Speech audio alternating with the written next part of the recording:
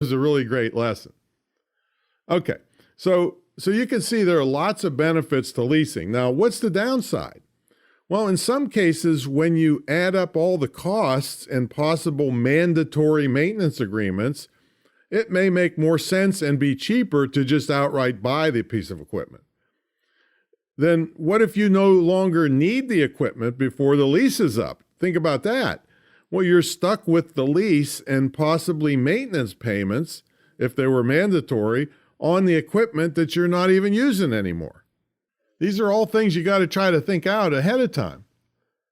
Another thing that could be considered a con of leasing is that you aren't building any equity in the piece of equipment, and you can't sell something that doesn't belong to you to either recoup your cost and, in some instances, make a profit when a piece of equipment actually increases in value or at least holds its value. And I was shocked one time.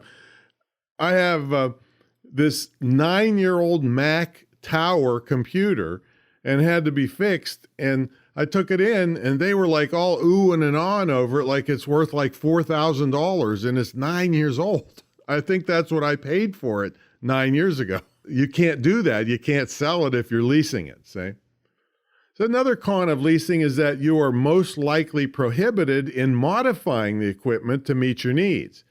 See, lessors don't take kindly to you altering their equipment and rendering it unleasable or unsaleable to someone else when you turn it in or if they have to repossess it. Okay, let's talk about vehicles. With vehicles, we have to discuss closed and open-end leases. With closed-end lease, the lessor will assume the risk that the vehicle will depreciate.